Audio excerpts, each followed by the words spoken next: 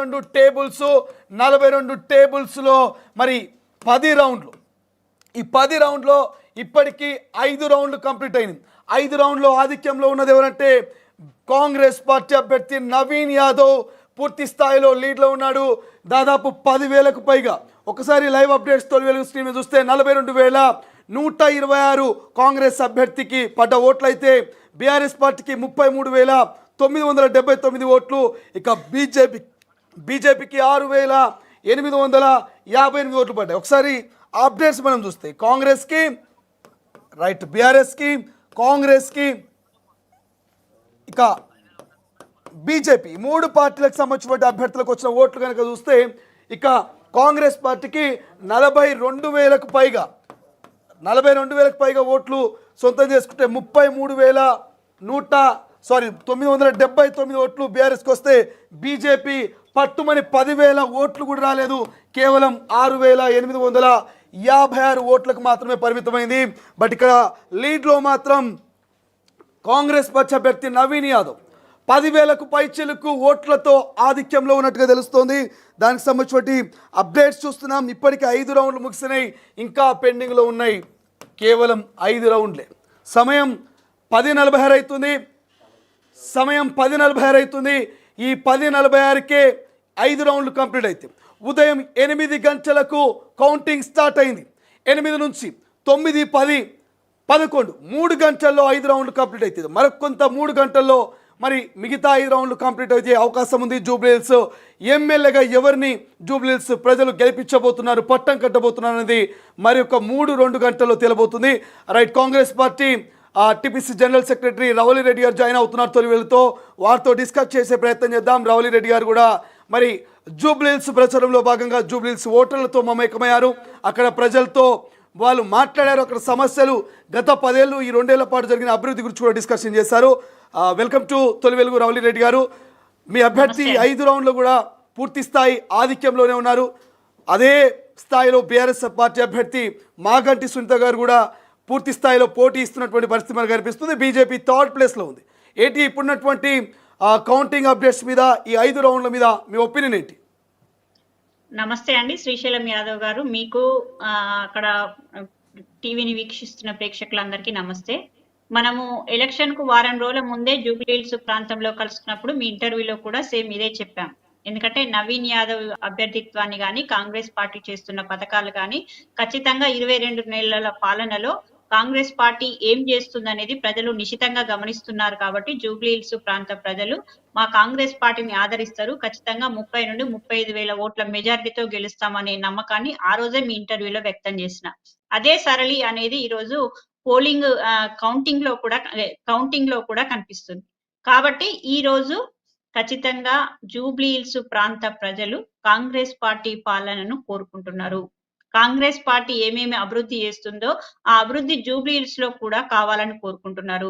కేంద్ర మంత్రిగా ఉన్న కిషన్ రెడ్డి గారు బీజేపీ ఏ రకంగా ఈ తను కేంద్ర మంత్రి అయిన తర్వాత ఏ నిధులు తేలేని విషయాన్ని 100% ప్రజలు గమనించిండ్రు. కాబట్టి బీజేపీ అభ్యర్థి 2వసారి ఇక్కడ పోటీ చేసినా గానీ ఆ ఒకటేసారి వచ్చిన ఓట్ల మొత్తం కూడా 2వసారి రాలేకపోవడానికి కారణం ఖచ్చితంగా వీళ్ళ ఓట్ల బదలాయింపు అనేది బీఆర్ఎస్ పార్టీకి ఓట్లు బదలాయించి చేసి బీఆర్ఎస్ పార్టీని గెలిపించి కాంగ్రెస్ పార్టీని ఓడగొట్టాలనే ఉద్దేశంతో 2 పార్టీలు కలిసి ఈ రోజు పనిచేసినాయి. ఎంతసేపు బీజేపీ ప్రచారంలోకి వచ్చినప్పుడు ఎంఐఎం అనే పేరు తప్ప వేరే పదాన్ని ఎక్కడా ఉచ్చరించలేదు. వేరే వాళ్ళకి ఎజెండా లేదు, వేరే అభివృద్ధి లేదు. వాళ్ళ ప్రభుత్వంలో వచ్చిన తర్వాత వాళ్ళ కేంద్రం నుండి తీసుకొచ్చిన నిధులు ఎన్ని తీసుకొచ్చారు, ఏం చేశారు, జూబ్లీహిల్స్ ను ఏ రకంగా కేంద్ర ప్రభుత్వం ద్వారా నిధులు తీసుకొచ్చి అభివృద్ధి చేసిననే విషయాన్ని చెప్పుకోలేక వాళ్ళు ఆడలేక మధ్యలో ఓడ అన్నట్టుగా ఎంతసేపు ఎంఐఎం పేరు చెప్పుకొని పబ్బం గడుపుకున్నారు. మేము ఓపెన్ గా చెప్పినాం కదా, ఎంఐఎం తో పొత్తున్నది, ఎంఐఎం మాకు మద్దతు ఇస్తున్నది. అక్కడ ఆ జూబ్లీహిల్స్ ఎలక్షన్ల వరకు మేము బహిరంగంగా ఓపెన్ గా డిక్లేర్ చేసుకున్న దాన్ని వీళ్ళు అంటే దాన్ని బూచి చూయించి ఈ రోజు హిందుత్వ పేరుతో పోలరైజ్ చేసుకునే ప్రయత్నం చేసిండ్రు. కానీ ఆ పోలరైజ్ చేసుకునే ప్రయత్నంలో బెడ్స్ కొట్టింది. వాళ్ళు ఖచ్చితంగా బీఆర్ఎస్ పార్టీకి సరెండర్ అయిన్లు. బీఆర్ఎస్ పార్టీ ఎంపీ ఏ రకంగా కృతజ్ఞతాపూర్వకంగా జూబ్లీహిల్స్ బైపోల్ లో సహకరించే ప్రయత్నం చేసిళ్ళు. కాబట్టి ఈ రోజు ఏ డివిజన్ తీసుకున్నా, ఏ రౌండ్ తీసుకున్నా 100% కాంగ్రెస్ పార్టీని ప్రజలు అక్కడ నమ్మిండ్లు, విశ్వసించిండ్లు. నవీన్ యాదవ్ చేసిన సేవను కూడా గుర్తించిండ్లు. కాబట్టి ఆయనే 3 సార్లు పోటీ చేసిన, కార్పొరేటర్ గా పోటీ చేసిన, ఆ ప్రాంతాన్ని వదిలిపెట్టి పోక ఇంకా ప్రజల్లో మమేకమై వాళ్ళకు సేవా కార్యక్రమాలు చేస్తుండడాన్ని ప్రజలు గుర్తిస్తున్నారు. రెడ్డి గారు దాంతో పాటుగా మొదటి నుంచి కూడా మీ అభ్యర్థి మీద అనేకమైనటువంటి కామెంట్ చేస్తున్నారు. రీసెంట్గా మనం చూసినాం పోలింగ్ రోజు కూడా బీఆర్ఎస్ పార్టీ అనేకమైనటువంటి కామెంట్ చేసింది. ప్రజాస్వామ్యం కూని అవుతుందని చెప్పేసి, ఓట్ల రిగ్గింగ్ జరుగుతుందని చెప్పేసి, నాలో కలిసి వచ్చి ఇక్కడ ఓట్లను ప్రభావితం చేస్తున్నారని చెప్పేసి, ప్రలోభాలకు గురి చేస్తున్నారనేటువంటి కామెంట్స్ కూడా వచ్చినాయి. ఏకీభవిస్తారా? నిజంగా కాంగ్రెస్ పార్టీ అధికారాన్ని అడ్డుపెట్టుకొని ఇటువంటి చర్యలకు పాల్పడదా? హుజురాబాద్ ఎమ్మెల్యే ఎక్కడ వాడండి? హుజురాబాద్ అనేది నాన్ లోకలా లేకపోతే జూబ్లీ హిల్స్ లో ఒక ప్రాంతమా? జూబ్లీ హిల్స్ లో ఎందుకు వచ్చి పనిచేసిండు? వాళ్ళ కొప్పుల ఈశ్వర్ గారు ఎక్కడ వారండి? ఆయన వచ్చి ఇక్కడ నాన్ లోకల్ గా ఎందుకు పనిచేసిండు? అదే వరంగల్ నుండి వరంగల్ వెస్ట్ మాజీ ఎమ్మెల్యే దాసే వినయ్ భాస్కర్ గారు వెళ్ళి ఎందుకు అక్కడ పనిచేసిండు? వాళ్ళందరూ లోకల్ పీపులేనా? ఎలక్షన్ జరిగే టైంలో కూడా వాళ్ళు పోలీసులతో ఏ రకంగా వాగ్వివాదం చేసిన దానిలో బీఆర్ఎస్ పార్టీకి చెందిన నాన్ లోకల్ నాయకులు కనిపించారా, కాంగ్రెస్ పార్టీ నాన్ లోకల్ నాయకులు కనిపించారా చెప్పాలి. మా నాయకులు జూబ్లీ హిల్స్ నివాస ప్రాంతంలో ఉండే వాళ్ళు మాత్రమే అక్కడ కనిపించారు తప్ప, మాలాంటి వాళ్ళు ఎప్పుడో 2 రోజుల ముందే వచ్చేసినాం కదా, మేమేమైనా అక్కడ కనిపించామా? ఎక్కడైనా ప్రచారం చేశామా? మా ఎమ్మెల్యేలు గాని, మా ఎంపీలు గాని, మా మంత్రులు గాని ఎక్కడైనా ఎవరినైనా భయభ్రాంతులకు గురి చేసిండ్లు, ఏదైనా ప్రలోభ పెట్టిండ్లు, ఆశ పెట్టిండ్లు అని చూపించే వీడియోలు బహిరంగంగా ఆరోపణలు ఉంటే చూపించమని చెప్పండి. అంతే తప్ప వాళ్ళ ఓటమికి మా మీద నెపం నెట్టుకుంటూ వాళ్ళు ప్రతి ఎలక్షన్ లో మనం ఈ గత టిఆర్ఎస్ పార్టీ పాలనలో 10 సంవత్సరాల పాలనలో జరిగిన బై ఎలక్షన్లలో వాళ్ళు ఏ రకంగా దౌర్జన్యాలు చేసిందో ఆ దౌర్జన్యాలన్నిటినీ మాకు ఆపాదించే ప్రయత్నం చేస్తే దానికి సమాధానం అనేదే ఉండదు. వాళ్ళు చేసినవి మేం చేయాలని లేదు. మేము 100% ఎలక్షన్ గానే తీసుకున్నాం. ప్రతి ఎలక్షన్ లో బూత్ లెవెల్లో, గ్రౌండ్ లెవెల్లో ఏ రకంగా పనిచేసినామో అదే లెవెల్లో పనిచేసి ముందుకెళ్ళినాం తప్ప ఎక్కడా కూడా మేము మనీ మీదనో, పవర్ మీదనో, లేకపోతే భయపెట్టి భయభ్రాంతులకు గురి చేసే దాని మీదనో ఎక్కడా కూడా డిపెండ్ కాలేదు. కాబట్టి మేము పూర్తి స్థాయిలో గ్రౌండ్ లెవెల్లో వర్క్ చేసినాము. ఆ వర్క్ అనేది ఈ రోజు వర్కౌట్ అయింది కాబట్టి రిజల్ట్ కనిపిస్తుంది. రైట్, థ్యాంక్ యూ అండి, థ్యాంక్ యూ ఫర్ జాయినింగ్. ఇది కాంగ్రెస్ పార్టీ అభ్యర్థి మీద అయితే తమ అభ్యర్థి గెలుస్తారంటూ ఆ పార్టీకి సంబంధించిన నాయకులు బలమైనటువంటి నమ్మకాన్ని పెట్టుకున్నట్టు తెలుస్తుంది.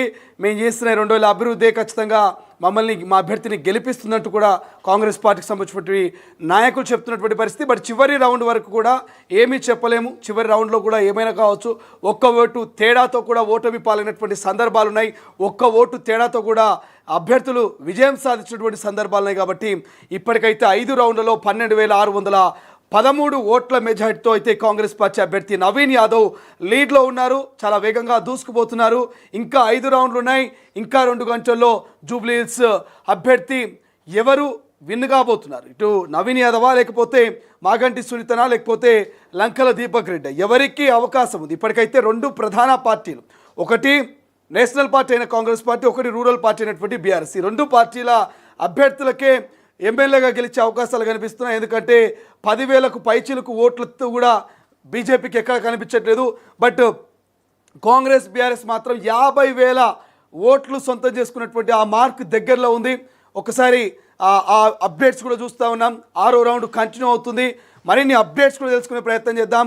ప్రస్తుతం మనతో పాటు జాయిన్ అవ్వడానికి మా సీనియర్ కరెస్పాండెంట్ రాధాకృష్ణ ఉన్నారు. రాధాకృష్ణ నుంచి మరిన్ని అప్డేట్స్ తెలుసుకుందాం. ప్రస్తుతం పొలిటికల్ విశ్లేషకులు సైతం ఈ యొక్క జూబ్లీ హిల్స్ ఉప ఎన్నికల మీద డిస్కషన్ చేస్తున్నారు. పెద్ద ఎత్తున దీని మీద డిస్కషన్ జరుగుతున్న వేళ రైట్ ఒకసారి మా రాధాకృష్ణ ఉన్నారు, వారిని లైవ్ అప్డేట్స్ అందుకుందాం. రాధాకృష్ణ గారు ఉన్నటువంటి లైవ్ అప్డేట్స్ ఏంటి? రాజకీయ విశ్లేషకులు సైతం ఏం చర్చించుకుంటున్నారు? ఖచ్చితంగా కాంగ్రెస్ గెలుపు నల్లిరిపై నడక అయిపోయింది. ఎందుకంటే ఇంకా గెలుపు తథ్యం అది.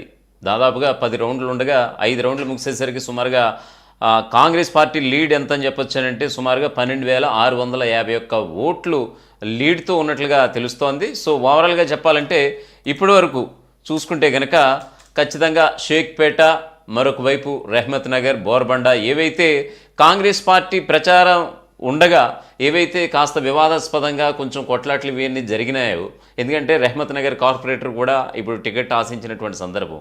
సో అటువంటి డివిజన్లో కూడా ఖచ్చితంగా ఇప్పుడు కాంగ్రెస్ పార్టీకి మెరుగైన ఫలితాలు వచ్చాయని అంటే కనుక మిగతా డివిజన్లో నిజంగా ఎలా ఉంటుందో పరిస్థితి అనేది మనం అర్థం చేసుకోవచ్చు అనేది రాజకీయ విశ్లేషకులు సైతం చెప్తున్నటువంటి పరిస్థితి.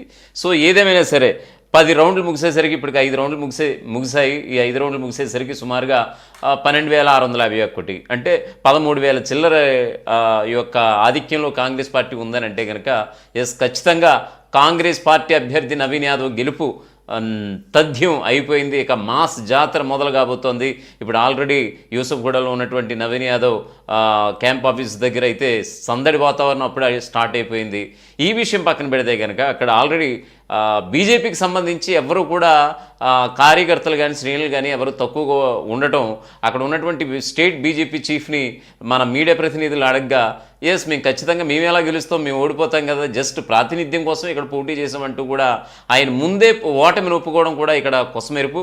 సో ఏదేమైనా సరే షేక్పేట, బోర్బండ, రెహమత్ నగర్ ఈ 3 డివిజన్లకు సంబంధించి ఈ 4 రౌండ్లు పూర్తయ్యేసరికి ఈ యొక్క 3 డివిజన్లు అయితే ముగిశాయి. సో ఈ యొక్క జూబ్లీహిల్స్ ఉప ఎన్నికకు సంబంధించి 8 డివిజన్స్ ఉంటాయి. ఇంకా మిగతా 5 డివిజన్లలో ఖచ్చితంగా కాంగ్రెస్ పార్టీ గెలుపు తథ్యం అనే విధంగానే ఈ యొక్క పోలింగ్ సరళి ఆ రోజే జరిగింది. ఎగ్జాక్ట్ పోల్స్ కాబోతున్నాయి మరికొన్ని గంటల్లో. అంటే వాస్తవానికి ఈ 10 రౌండ్లు పూర్తయ్యేసరికి మీరు చెప్పినట్టుగా 2 లేదా 3 గంటలు పట్టే సమయం ఉంది. కాకపోతే మరో గంటలోనే ఖచ్చితంగా మరొక గంటలోనే నవీన్ యాదవ్ గెలుపు దిశానిర్దేశనం చేసే టైం దగ్గర పడిందని అంటే కనుక ఖచ్చితంగా చెప్పక తప్పదు. సో మరొక వైపు అంటే ఈ విషయాన్ని పక్కన పెడితే కనుక ఇక బీహార్ది కూడా ఒక క్లారిటీ వచ్చేసింది. 122 మ్యాజిక్ ఫిగర్ అయితే కనుక అక్కడ ఆల్రెడీ మహాగఠబంధన్ కాదని ఎన్డీఏకి మరోసారి జనం పట్టం కట్టినటువంటి పరిస్థితి. సుమారుగా 177 స్థానాల్లో ఇక్కడ లీడ్ అంటే ఆల్రెడీ స్థానాలు